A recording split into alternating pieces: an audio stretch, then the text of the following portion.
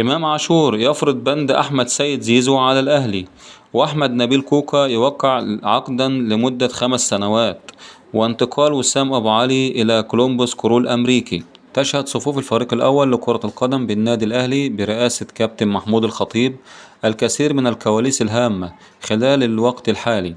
وقال الإعلامي أحمد شوبير في تصريحات إذاعية عبر أون سبورت اف ام أن إمام عاشور يتمسك بشدة بالتواجد ضمن عناصر الفئة الأولى في صفوف القلعة الحمراء ليصبح من الكبار في هذه الفئة.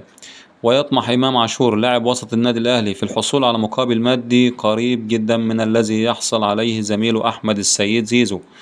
وكشف شوبير أن إمام عاشور يرغب في العودة للمشاركة في المباريات بداية من لقاء فاركو الجمعة القادمة، ولكن هناك تحفظ من جانب الجهاز الفني. وأوضح شوبير أن النادي الأهلي يتحرك من أجل التوقيع مع اللاعب أحمد نبيل كوكا لاعب خط وسط القلعة الحمراء، حيث ينتهي تعاقده في نهاية الموسم الحالي.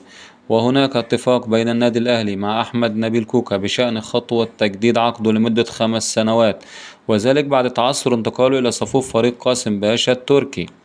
وفي نفس السياق قال أحمد شوبير أن فريق كولومبوس كرو الأمريكي في طريقه نحو حسم صفقة التعاقد مع وسام أبو علي المهاجم الفلسطيني بالنادي الأهلي. وغضب في الأهلي بسبب تهديد أحمد عبد القادر. أبدى مسؤولين الأهلي غضبهم بعدما تسرب لهم معلومة عن رغبة أحمد عبد القادر في اللجوء إلى الاتحاد الدولي لكرة القدم فيفا بسبب أزمة رحيله عن النادي الأهلي. وبالفعل في محاولات لحل أزمة عبد القادر وضمه للتدريبات الجماعية في الأهلي، خصوصا أن اللاعب مقيد في قائمة الأهلي وله الحق في خوض التدريبات مع الفريق حتى رغم خروجه من حسابات المدير الفني خوسيه روبيرو.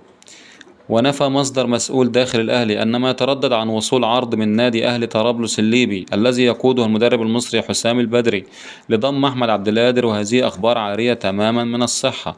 ويريد اللاعب الرحيل بشكل نهائي وسط اهتمام الزمالك وبيراميدز بخدمات اللاعب، خاصة أن عقده ينتهي بنهاية الموسم الحالي. وفي النهاية لو عايز يوصلك أخبار الأهلي أول بأول ياريت تشترك